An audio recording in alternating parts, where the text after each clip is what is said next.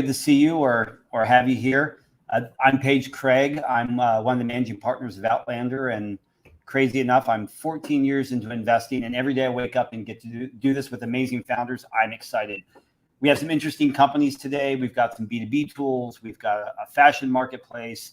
We've got hardware. We've got AI. But before that, quick background. I'll share a little bit of my story, and I got to tell you some of the rules of this event so you know how it works. So my quick background, I was a founder, Marine Corps, Iraq, Syria, did some interesting stuff. I built my first company. I built my first business in a war zone, sold it, and that's what led to me becoming an angel. And there's a long story there. But what I wanted to convey is that you're going to meet 5 brilliant, interesting founders today. 3 amazing women, 2 amazing men. They all have big visions, big ideas, and big ways that they're going to change the world. And I want you to connect with them. Some of these founders are ready to raise now. Some will be ready to raise in the future. And what's different about us as a fund is we really get involved before almost every fund out there. We are notorious for being a first check investor. We will invest before there's revenue, before there's product. I mean, really what we need is a founder, a brilliant, driven, visionary, intelligent human or a couple of humans that get together and want to change the world. And you're going to meet a handful of them today. Some of them are they're wildly different people. So I'll let them impress you.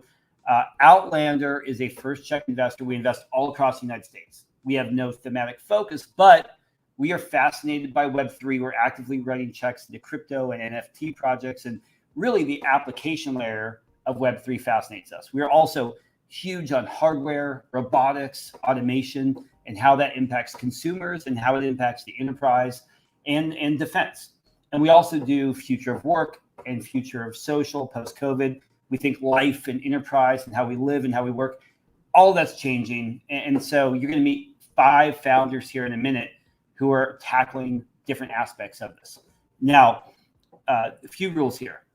There are going to be 5-minute pitches with 5-minute audience Q&A. And I'm going to be off in the chat room here. You can ask your questions there. You can engage with me in the chat room while they pitch. If you see a founder that you want to meet, get to know, to invest in, click the intro button. There is going to be an intro button there while they're talking. Click that and you'll get connected. And you can scroll down to see the full company profiles. And with that, I think Layla's going to hand it over to our first founder. Audit with Lula is helping the world's bodegas and cafes become competitive with Amazon and take over the world. So with that, Audit, enjoy, man. We're looking forward to hearing from you. Paige, thank you very much. Hi, everyone. It's such a pleasure and honor to be here. My name is Adit Gupta, the co-founder and CEO of Lula Delivery, and we are a delivery company that doesn't deliver. I'll tell you what that means. First, with our story. When I was finishing up my doctorate in computer science, the world was starting to shut down. COVID had just hit, and my dad's convenience store was on the brink of shutting down. This is actually a live truck with all of my parents' convenience store products. We were trying to deliver them. And in March of 2020, when COVID hit, we weren't able to deliver them. We tried to add these items on Amazon, Shopify, add them manually to Grubhub and DoorDash, and we failed. And so did the store fail. But we're not going to let this $1.3 trillion industry fail, which is nearly 3% of America's GDP. Now, the thing is, a lot of these delivery platforms like Grubhub and DoorDash and Uber and Postmates are optimized for restaurants. They have high commissions, 15 to 30%. You can't manage multiple delivery tablets. You can't manage multiple inventories. It doesn't connect with your POS system. It's just not optimized for retail stores. And that's why we exist. That's why we founded Lula in Q4 of 2020 and launched our first MVP in Q1 of 2021. So what do? Think about us as a delivery company that doesn't deliver. We work with independent convenience stores and convenience store chains to enable them to deliver everywhere online on Postmates, Uber Eats, Grubhub, DoorDash, and more. Think of us as the one-stop shop, the business-in-a-box solution for a store to be able to start making thousands of dollars every month with 0% commission just by paying a monthly SaaS fee. So since we've launched in Q1 of 2021, We've started with 10 stores, and by end of 2021, we scale to about 100 locations around the country. These are independent and chain convenience stores. When we get them live, we take care of their entire branding. We take care of the entire experience from when a shopper gets and finds a store on Uber, and then when they order from that store.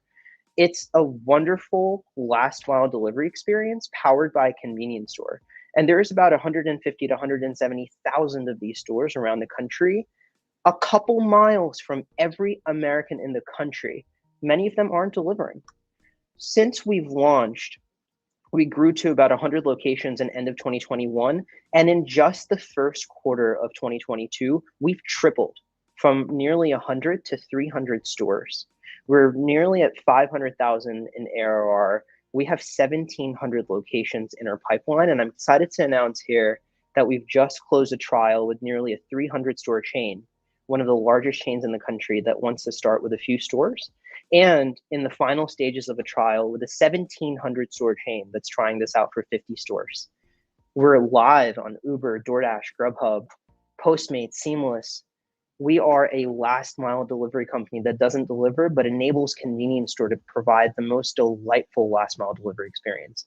We raised about $750 early 2021, and we kicked off this year with a $5.7 million seed round to get to about 1% of market share of convenience stores by the end of this year, by the end of 2022. We are on track, and in fact, we are doubling sales. We had our best month so far in April. And with some of these partnerships with 100 plus store chains, we're going to exceed our next quarter's goal. We have about $1.7 million worth of ARR stores in our pipeline right now for Q2. And by end of year, we're expected to be in around 1,600 convenience stores, or about 1% of the convenience stores in America. So with that, I'd like to open up questions. We're on a really exciting journey to help a tremendously amazing industry. And we're doing this because C-stores deserve more. And we're the business in a box solution to help them get to the 21st century. Thank you very much.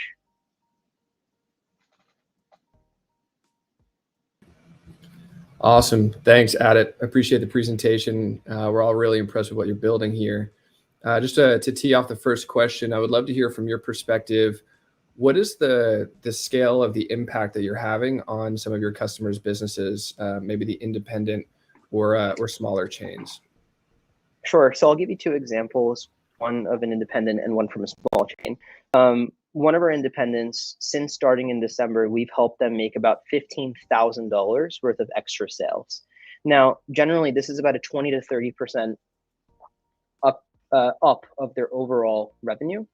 For a small chain, a success story here is we started working with a 26 store chain in Boston around MIT, Harvard, Cambridge area. They're pretty much all of the popular Richdale convenience stores that people usually walk into. We started with 2, scaled to 4, and recently scaled to all 26 stores, and we've helped them make over $50,000 on those stores. Incredible. Awesome. We're getting some questions from the chat, so I'll go there. First one is, how much do stores pay? And maybe I'll piggyback off that too. And could you walk us through, maybe the onboarding process and what they pay during that process? Sure. It's super simple. A store will pay about $100 per location per month. If they want to bring on 20, 40, 50, that tiered subscription scales down over time. And generally, a store will make anywhere from $700 to $1,000 per month. Their profit from those sales is about 45%. So from the subscription to the profit they generate, it's about a 5 to 6x to 1 profit to subscription ratio. Awesome. I've got one more for you. So it makes total sense from the decentralized small mom and pop stores, even the smaller chains. But you just mentioned some great news about the larger customer that you're working to onboard. When you start working with these customers that have 300, 400 plus stores, why do you think that they're opting to work with Lula instead of building their own solution and going direct with the DoorDashes of the world? Sure. That's a great question. So, building your own delivery solution actually is incredibly complex.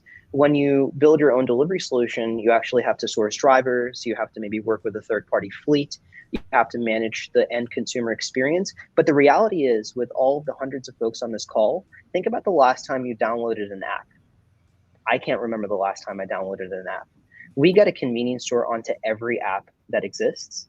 Another reason why they would work with us is because not only are we integrating with every POS system, but we're providing a lot of intelligence back to the store, letting them know what the best-selling products are across their one or many stores.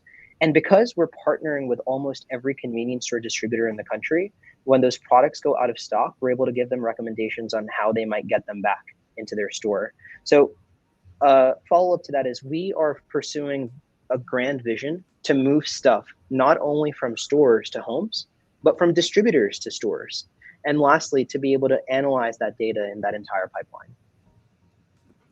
Awesome. Last question, just 'cause we're coming up on time. This is a good kind of reminder for everyone here on the video conference. We were asked, how much are you raising now? And I believe you're currently not raising at it, but what everybody can do is, if you see the 3 lines that say view all in the bottom right of the video screen, you can see a little bit more on blurbs on each company and see which ones are raising and not raising. There's some good information there, but I'll let you take that at it Sure. on whether or not you're raising. If we find the right partner that can help us scale from 1 to maybe 5% of this entire market, I'm happy to talk. We're not raising right now, but we're going to open up the round sometime later this year or perhaps early next year. But nonetheless, we're looking for the right partner to help us change this industry together. So happy to have a conversation. Awesome. Really appreciate it. And thanks for sharing. Next up, we have Carly with Strat.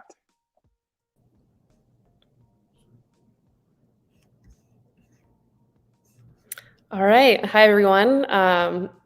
It's great to be here today. Audit, really awesome presentation. Again, my name's Carly Simonauer, and I'm the founder and CEO of Strapped Vending, where we are changing the way that consumer products are marketed to consumers using automated and data-driven trial.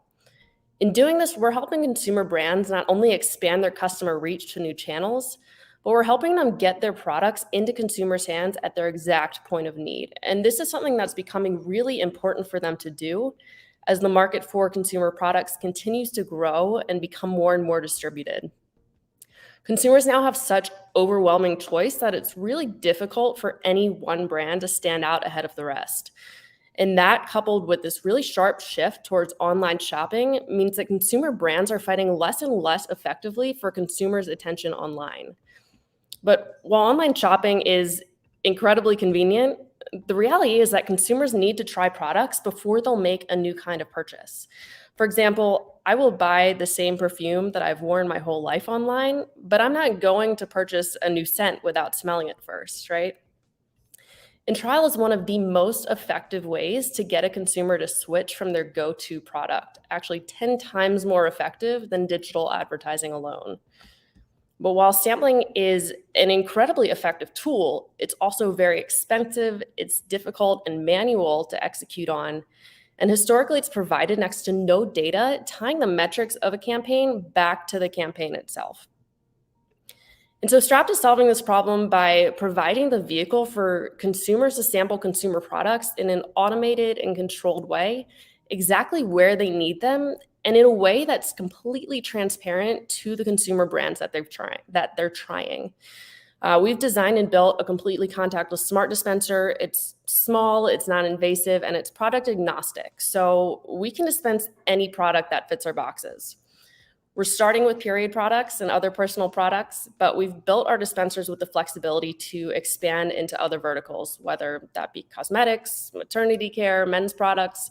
Ultimately, our job is to place the right consumer products in front of the right consumers at the right time, whatever and wherever that might be.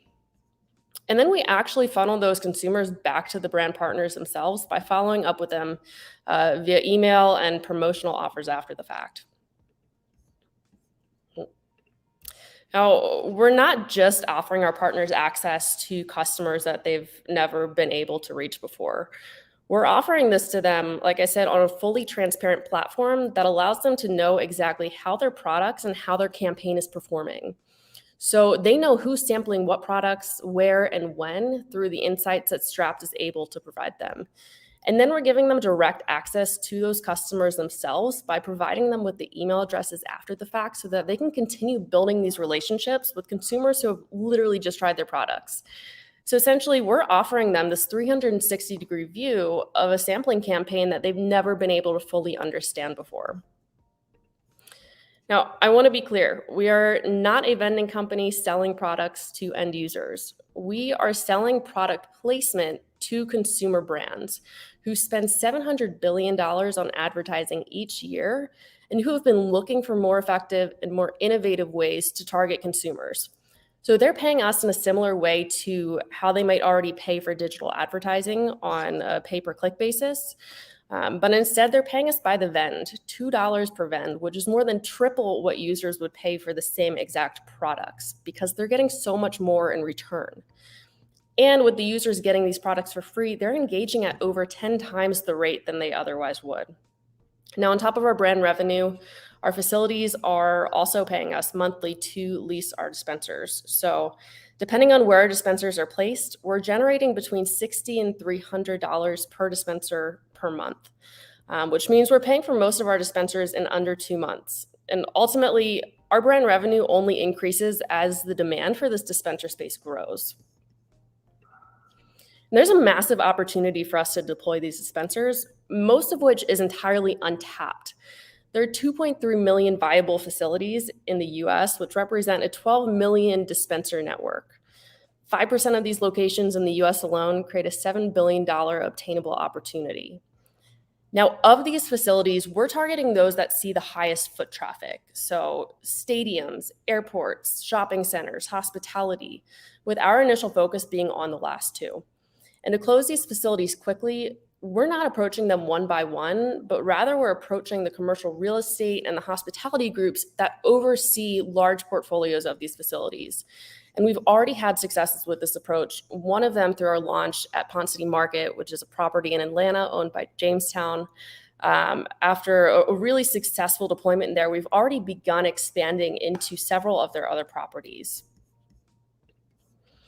Now, since Outlander led our angel round of $350K at the beginning of 2021, we've designed and built our first batch of dispensers, which we started deploying in August of 2021. We've since 10x'd our dispenser footprint with nearly 30 dispensers in the field that have dispensed over 5,500 products across our 3 brand partners. We've grown our pipeline to over 160 units just through word of mouth alone. And so now we are actively raising $2 million so that we can grow our team, expand our footprint to 500 dispensers over the next 18 months, which would bring us to 1 million in ARR. So if you're interested in learning more or continuing the conversation, please click that button below. I'd love to connect.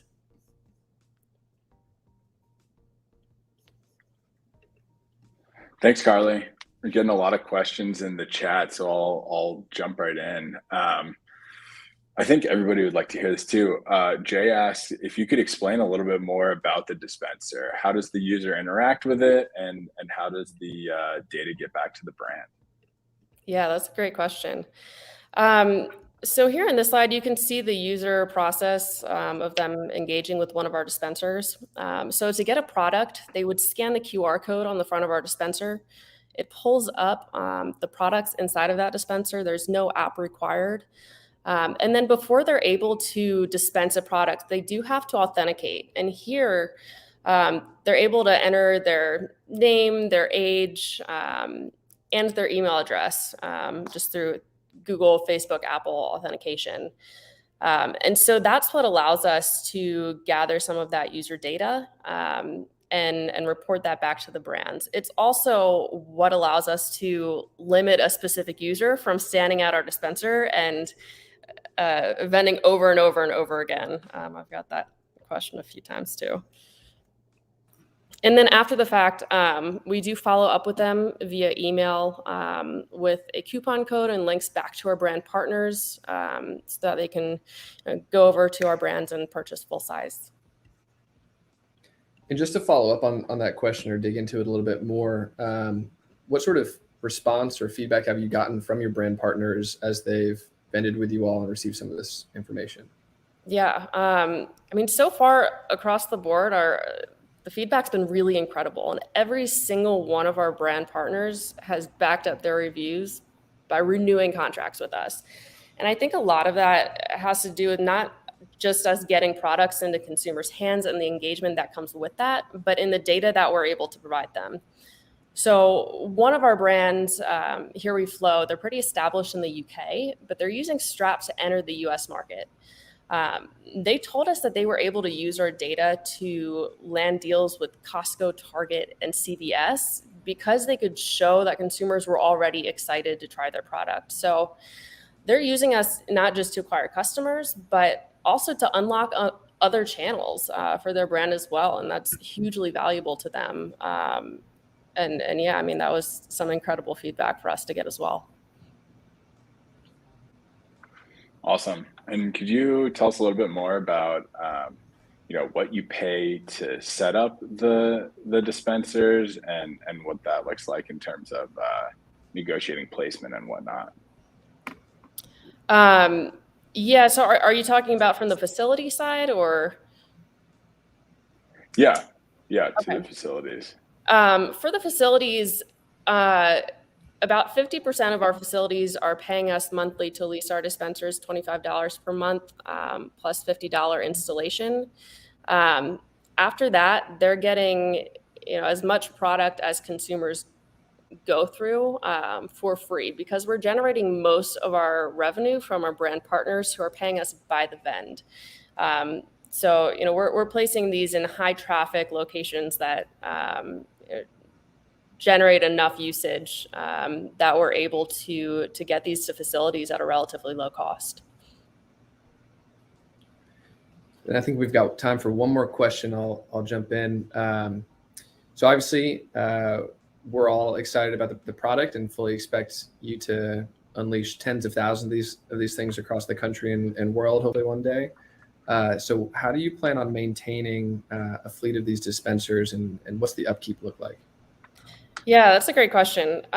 So we've developed both a near and a long-term strategy for managing our dispenser fleet. In the near term, as we're growing and establishing our dispenser network, we're incentivizing facilities as much as possible to restock the dispensers themselves. So they would keep product on hand, and then they'd get notifications when it's time to actually restock the dispensers. And then to fill in the gaps, we're contracting restockers to support different regions and to restock those facilities that prefer for us to handle the maintenance.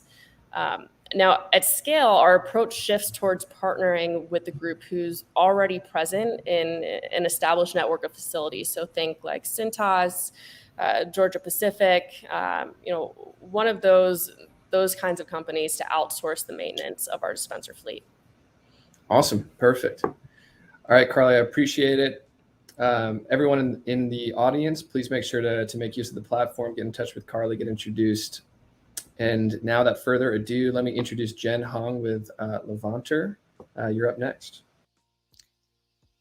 Hi, thank you. Let me share my screen.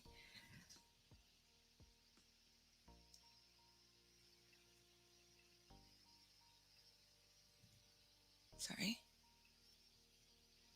Great. Hi everyone. I'm Jen, the founder of Levanter, the most collaborative travel planning tool. Travel is now an essential human need. Millennials consider it an important part of who we are and also an important aspect of our personal growth. And that's why we spend an average 30 hours running multiple searches, crowdsourcing information from friends, and scrolling through social media to really maximize our experience. But coordination is still extremely annoying. We often have to resort to things like spreadsheets and these annoying email chains to make decisions along the way. That's why Levanter was born, to make planning fun. On Levanter, everybody will be able to kind of add ideas on their shared idea board and make decisions faster as a group using our custom design surveys, and generate a visual and organized shared itinerary within minutes using simple drag and drop. Our team is 100% remote and global. I'm an ex-Uber and ex-Angelist, go-to-market strategist with years of experience in marketplace tech. And my co-founder, Kyle, is an ex-Facebook senior full-stack engineer who used to own his own tour company. We recently hired our first full-time engineer, Zach, and have a team of freelancers that have been working with us since inception. With the rise of remote culture, we are able to travel more frequently and for longer duration. Which really created a permanent shift in the industry's growth engine in a post-pandemic era. And that's why it's the best time to invest in travel tech. We will power the traveler journey end to end. So let me show you how. When you start thinking about where you might want to go and get ideas and itineraries from other like-minded travelers and influencers that you can plug and play with, and as you start actively planning for your trip, you will receive personalized recommendations and custom offers from travel providers that suit your trip's needs. Because we know where everybody's kind of headed far in advance, we'll be able to host right events to bring these travelers together in a sort of inclusive, exclusive community. And once you're done with your trip, you want to show off and share with other travelers and also with your friends on social media. What our business model is essentially this end-to-end journey turned into an end-to-end funnel, where providers will be able to reach the right consumers at the right time in the right way. Our initial focus is really on this personalized offer and this personalization engine, because this is something that we can deliver in a way that no other marketplace can. We have very rich context on you as a traveler, what you like, what you don't like, and as well as the people you travel with, what they're like, and real-time insight visibility into the trip that you're currently planning, enabling providers to actually make offers that you will like, which translates to higher value for users and higher ROI on their marketing dollars for providers. Our initial experiments showed 30% of our recommendations were accepted. We launched March of last year and have been growing at 32% month over month with 20% organic referral rate. We have signed contracts with international hotels, including Hyatt Regency, through Ashanti Hospitality Group, and have a lot more providers on the wait list to join the platform. We are raising $500,000 for our pre-seed round and $200K allocated to Stonks. To achieve a proof of concept around our personalization engine that fuels both sides of our marketplace, to demonstrate our ability to use a community-driven strategy for scalable user acquisition, and demonstrate the marketplace potential with a clear path to concrete revenue. Thank you so much for your time. I look forward to your questions and connecting with you, with anyone who's interested in joining us. Thanks, Jen. This is great. Could you maybe expand upon what your GTM strategy is to onboard some of these providers? Sure. So let me actually just put a slide here. There you go. What we'll do, similar to how DoorDash and Airbnb accelerate the market penetration, we will place providers on the platform and our recommendations, also via user generated content, to demonstrate the benefits and this will allow us to actually get to the proof of concept faster and create a great funnel for inbound leads. We'll go after, and second prong is actually we'll go after hospitality groups, which are essentially these independent like hotel tour groups and other providers formulate to share resources for growth, and they often have great partnerships with larger brands as well. Our current partner, Ashanti Hospitality Group, for instance, is partners with Marriott and Hilton and all these other groups, and have offered to make introductions. So those are kind of two main ways that we're going to go to market initially. Awesome. Another question I've got for you is related to the fact that many of us, or most of us, probably aren't going to be traveling more than a handful of times a year. So how do you plan on maintaining the stickiness with your customers? Yes. I think it's really about how we leverage the internal and external triggers. So external triggers. People don't plan trips every day, but they interact with travel content inspiration on a daily basis on social media, right? Having influencers host their itineraries on Levanter, we can greatly strengthen our ability to engage with users on a regular basis, and also by making it super easy for them to add ideas from those sources directly to Levanter Idea Board really passively. We can ensure that they will come back to us to our platform every time they need to start. They actually start thinking about planning a trip. And internal triggers, Levanter it has a unique kind of social and community aspect to us. So we can work with the right providers to host events, short-term itineraries, long-term trips that people can join, so that users will keep coming back to Levanter to check out what they can do, not just 2 months from now, but what to do this weekend, next week, next month. That's great. No, appreciate it. So we're getting some questions in the chat. What kind of travel are you going after? Active versus relaxed? I know you'll like to answer this question as the travel aficionado you are.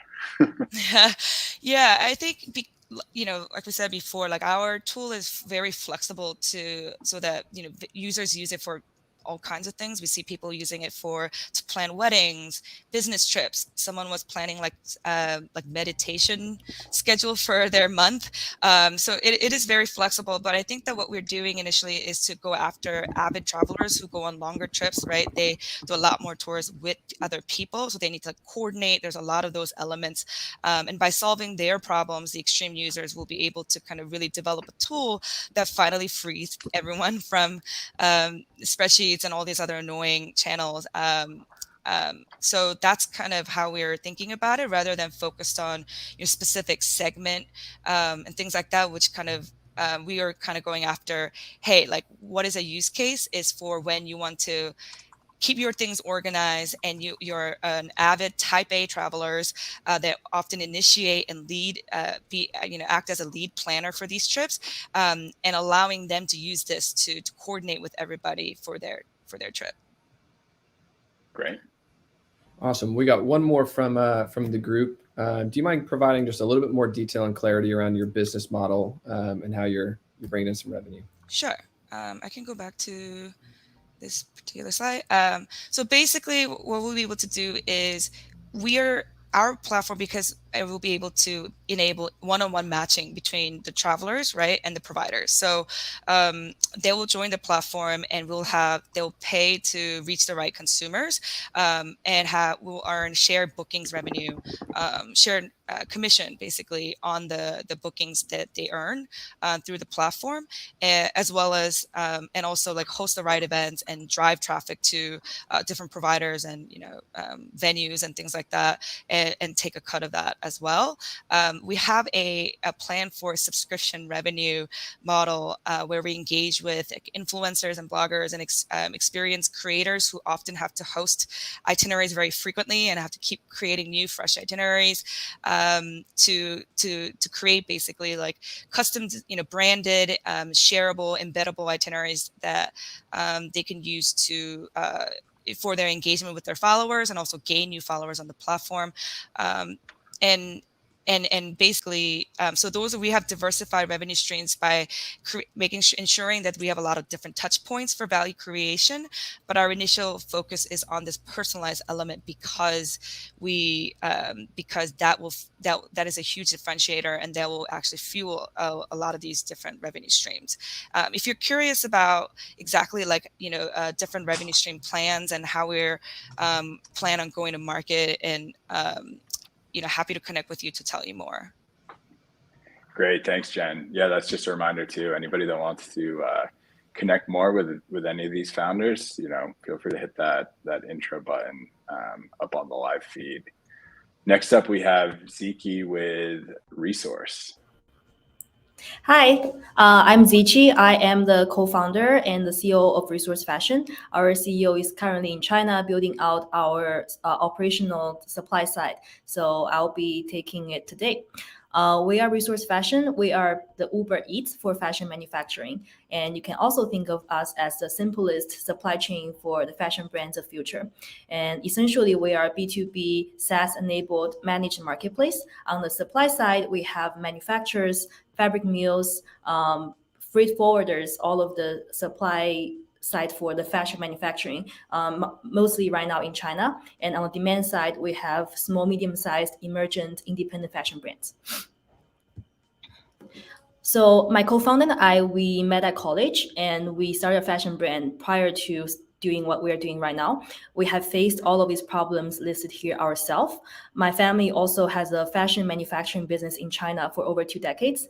And we have so far spoken to at least 150 fashion brand founders. And all of the problems that listed here have remained to be true repeatedly by every single person we spoke to. There are mainly 4 problems listed here. Essentially, small, medium-sized apparel brands, they really struggle to build their own agile, sustainable, and process-driven supply chain. On the DTC side, there are some really successful cases like Shein and Cider that is able to leverage their Chinese background and build a global supply chain directly then selling to end consumer. They are able to build a supply chain that is flexible, agile, and very much process-driven and digital. However, for any one single fashion brand, it is barely possible for them to build something like that. So we are taking the work to build a supply chain and then make it shareable among different and multiple fashion brands. Oops, sorry. On the supply side, we're looking at overseas manufacturers, including fashion manufacturers, sample rooms, fabric mills, and freight forwarders. And for them, their problem is to reach the US and UK or all overseas small, medium-sized fashion brands. And even if when they are able to reach out to them, it has been a struggle for them to communicate with brands properly. Especially if you're looking at fashion manufacturing, it's a very heavy process driven work. So everything from fabric sourcing to sample making to then bulk production can lead to mistakes. And without a proper guidance and platform, it is very difficult to communicate things clearly. So we have built a SaaS-enabled managed marketplace for emerging brands and industry suppliers to work more effectively and efficiently. We actually pivoted last year in December from a wholesale marketplace, and currently our digital dashboard adoption rate is 100% for both the supply side and the demand side. You can very much think of this as a Uber Eats, but for fashion manufacturing. As you can see, brand can use our dashboard to upload the design, confirm on the fabric, doing all of the requests that they need to take their design all the way to the production. And for us as a platform, we assign tasks to different players in the industry.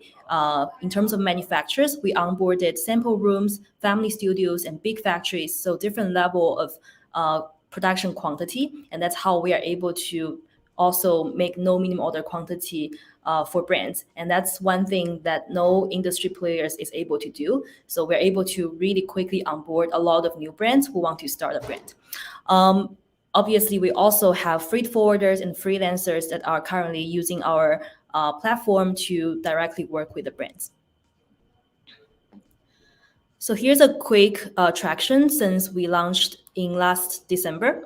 I actually onboarded 2 more paying customers today. So right now we're breaking 30 as a number. We are right now charging $249 as a monthly subscription fee for our revenue model. We also have a little bit of take rate for the bulk production. As you can see, this month we have a really big increase in our gross merchandising value thanks to a few bulk production orders that we got from last few months of sampling. And we have a month-over-month growth rate of user of 93% since we launched. Overall, it's really good traction.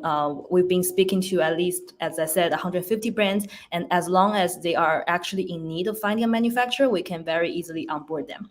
For the future potential revenue source, a few things are here. We think we can definitely very easily position ourselves as a go-to place for emerging fashion brands when they are looking for incubator, as we can provide the best and most agile and scalable supply chain for them from day one. We can also build a fashion freelancer marketplace, which we're already doing. Brands have been using our dashboard to find the tech pack designer, graphic designer that they want to work with. And obviously there are some more traditional ways that we can consider, like fulfillment center and payment financing, both for cross-border B2B type of businesses. And obviously the fashion market is huge, and needless to say, there's a lot that we can do. The future of fashion, however, from our vision, is going to be more decentralized. We're seeing a lot of new entries to the market. People like Gen Z creators, corporate dropouts, or people who simply want to make a living, not having to work for anyone. We have seen a lot of those people coming into play. And we believe that what we're doing is a blue ocean. It's just like how Shopify is able to build a system so that when more people can become e-commerce seller, we are building a infrastructure so that more and more people can become a fashion brand owner.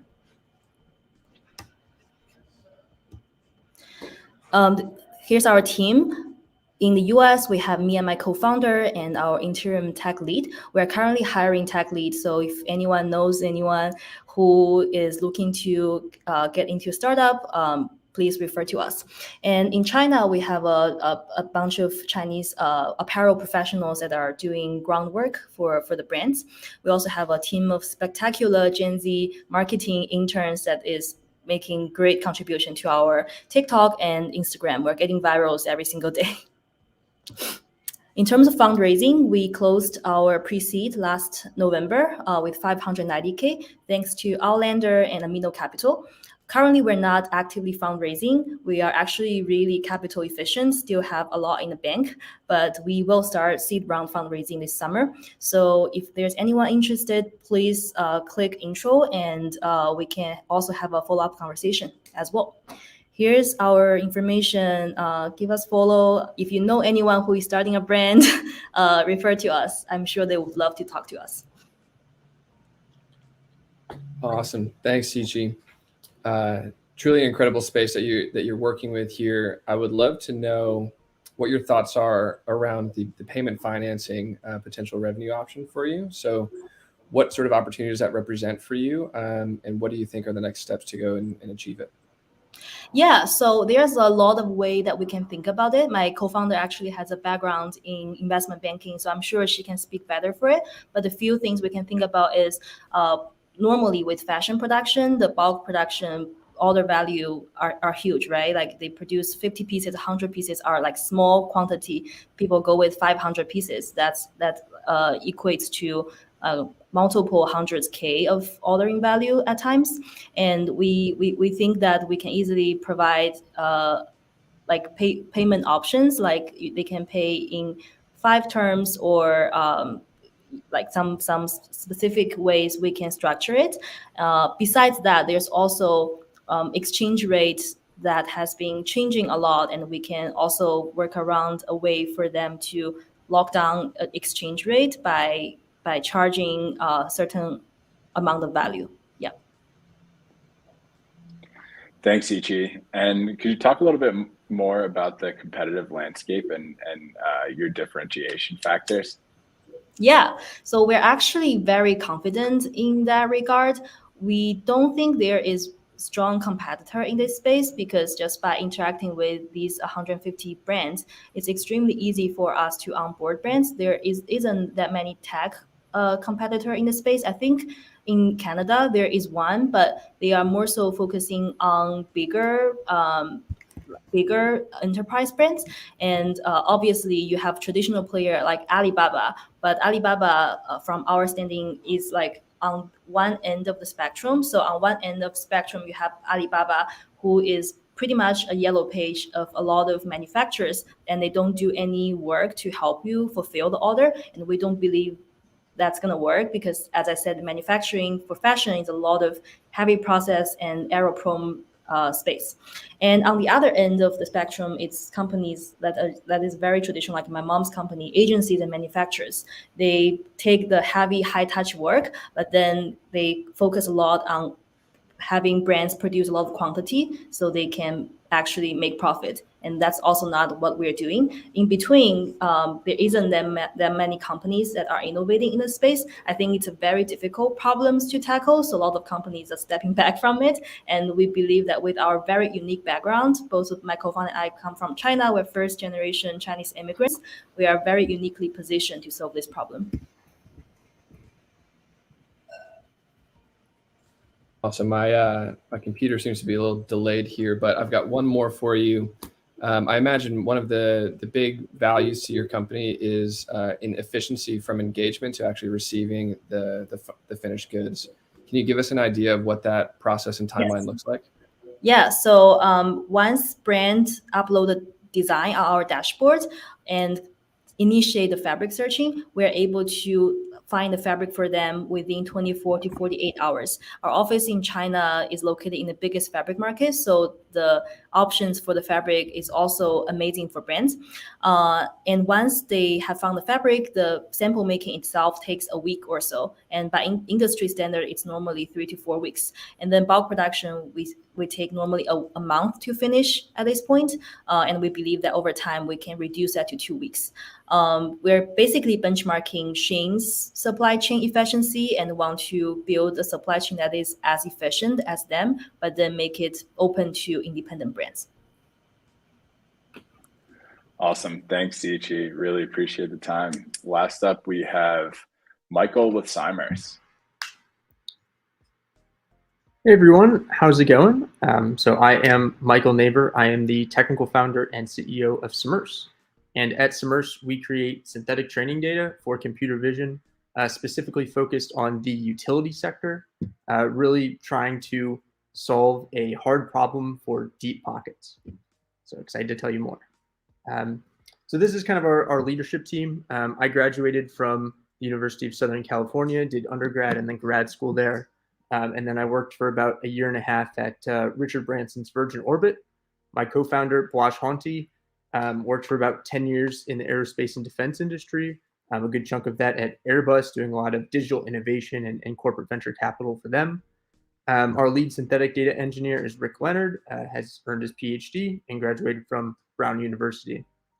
We also have advisors from Metal Mobile, Virgin Orbit, and Amazon who are on our team. And we've raised approximately $1 million from venture capital. So one of the things that many people don't realize is that utilities are enormous. And utilities in plants, property, and equipment have nearly $1.7 trillion worth of physical assets. And so a lot of that money is wrapped up in transmission and distribution lines, towers, renewable generation assets, substations, all kinds of equipment. And these assets are only going to grow. As more solar and wind power comes online, there's going to be more need to move that power through different utility assets. And then as electric vehicle demand increases, there'll be increased load demand on the grid, meaning that utilities are going to need to do more repair, maintenance, and operations. And it's also interesting to note that utilities are generally a recession-resistant industry, which is what we're very excited about. So let me take you through kind of the utility inspection value chain. Before 2010, it was mainly human inspection, where you have field inspectors climbing towers using their eyes, whether that's telcos or power generation equipment. Then in 2010, this big boom of drones began. And so everyone starts flying drones around and collecting a lot of data. But only recently, within the last couple years, have utilities started to say, okay, we collected all this imagery, all of this data, but how do we automate the processing of it? How do we bring analytics, machine learning, AI to do this? And so we see a huge boom in this decade for computer vision, specifically tailored to the utility sector. But the problem, as many of you can imagine, with computer vision for damage detection and equipment maintenance, is that defect imagery is really rare. And you need a lot of imagery, specifically labeled imagery, to teach an AI algorithm how to recognize something. And so, if the imagery is rare to begin with, how do you get the quantities that you need to do really highly accurate machine learning? And so that's the real problem that we've set out to solve.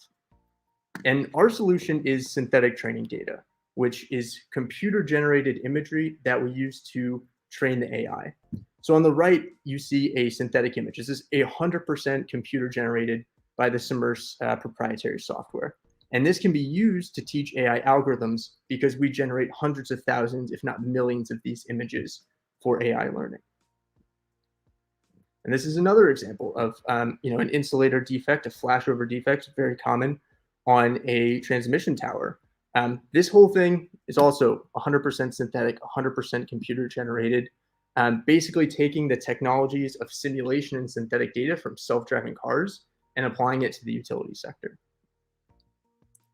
At Submerse, we're really interested in not just the technology, but how do we provide solutions? And so for a utility, they're really interested in equipment identification, finding defects, and then building out, their GIS databases so they can digitize all of their asset management. But it all starts with being able to do machine learning powered inspections on the imagery that they already have and are currently collecting today with drones. And, as we grow the company, as we get more entrenched in the utility sector, there's a lot of growth opportunities, both across technical maturity within the utility sector itself, and then industries. So for some utilities that are very mature and have their own AI teams, we can provide the labeled training data ready for them to use to increase the AI accuracy. If a utility is a little newer to the AI game, we can provide AI algorithms that they can use on the edge, on cloud, used for transfer learning, whatever it may be. And then in other cases, we can do AI as a service and actually charge per model use. And we're looking at that for a lot of counties, state DOTs and other organizations where they kind of just want something that works automatically. And then as we perfect our technology in utilities, we can start to look at renewables, oil and gas, heavy machinery, construction, other industries that are facing similar equipment maintenance problems, and that are frankly underserved industries when it comes to AI and digitization. So we can provide traction and round details upon request. We do have our first paid pilot signed, and we're having really good conversations with several of the largest U.S. utilities and foreign utilities as well. And so thank you. Happy to answer any questions. Awesome. Thanks, Michael. No, really exciting what you guys have here. Would love to hear about, what of the potential industry applications that you mentioned you're most focused on or most excited about. What are the leading industries you're thinking you're going to go after? Yeah, so within utilities, I see a ton of opportunity in doing aerial imagery inspection and then processing that with AI, specifically around like insulator defects, power line sag. You have all these really unique applications to the utility sector in transmission and distribution that you can use computer vision to solve. And where we really have an edge case or a competitive advantage against any other player in this space is the synthetic data generation, because we've created a procedural defect generator that can basically create amorphous shapes and amorphous defects on surfaces that frankly we haven't seen anyone else have, which gives us a huge competitive advantage because we don't need any historical imagery to be able to produce a really high quality algorithm. Awesome. Just to follow up on that question, to bring one in from the chat, Rick is asking, especially in the utilities space, they have notoriously slow sales cycles. So what's your experience been with that, and how do you plan on overcoming it? Yeah, so we've actually seen that for selling into like data science teams and AI and innovation groups within utilities, they actually move a bit faster because some of the traditional procurement for hardware we're able to avoid. We're also not touching anything mission critical, right? So we're not directly affecting how energy is moved.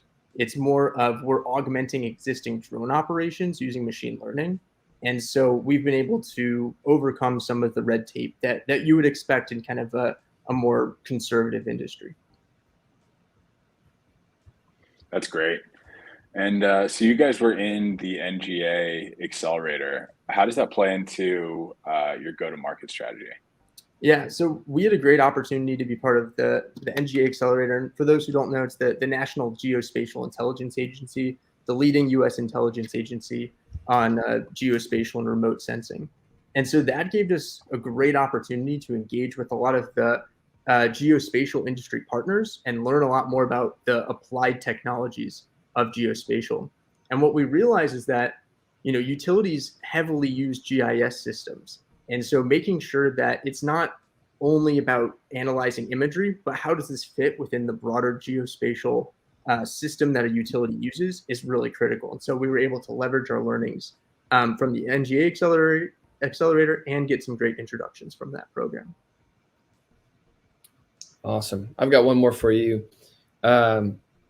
Myself included, being pretty unfamiliar with this space. It's a pretty niche market, right? So I think it could be helpful for our audience to understand just how big is this opportunity, not just within the utility space, but in the broader market you're looking to address eventually. Yeah, so the broader defect detection market across, utilities, manufacturing, renewables is huge. I mean, so utilities have 1.7 trillion in assets. That's already a pretty big market. But even just if you imagine solar farms, a very practical example, you can fly drones over a solar farm and try to find hotspots and then queue those, where hotspots occur for maintenance and repair. But the problem is that today, a lot of that is very manual. You have to have someone actually looking at your drone imagery to identify where a solar hotspot is occurring. And so as autonomous drones start to be deployed over these massive solar farms, we can apply our AI technology to do hotspot defect detection on solar panels. And that would be, you solve it for one solar farm, you can solve it for every solar farm. And so the solutions we're developing are extremely scalable across industries. Awesome. Thanks, Michael. No, that's great. I think we're at time here, so that's the last presentation we have, and I'll kick it back over to Paige to conclude our spring showcase. Awesome. Thank you, guys. That was incredible. And just to follow up with Simer's little history here, about not 6 years, but about 6 years ago, we invested in an AI platform and lots of similar challenges, but the great opportunity. People sometimes forget how big this space is. And to give you an example, we were the first investors in a company called Scale, which today is about a $12 billion business. And our little tiny pre-seed investment there and months of work led to a company that's now $12 billion, empowering the Defense Department and government and huge enterprises. And the world of AI requires massive data, networked intelligence, training sets, and what Cymers is doing is equally big. And yeah, it's hard to get customers. It's hard to build the tech. It's hard to make it work. And these are all moats. And everyone today, all of you are building amazing companies. It's wildly impressive. We love working with you. For all of you who attended, thanks for your questions. Thanks for your interest. Our goal is to build one of the biggest and the best first check funds in the world. We are trying to back uniquely visionary, qualified people. We are deploying a few more checks out of our current fund. We're about to go out and raise our new fund of $200 million. And it's, even as we scale, it's the same thing every year. We want to be the first investors and the best people, the most interesting, crazy brainiacs that are going to change the world of data and fashion and B2B software. So thank you for your time. Thank you for your interest. Good luck hunting out there and stay outlandish. Thank you.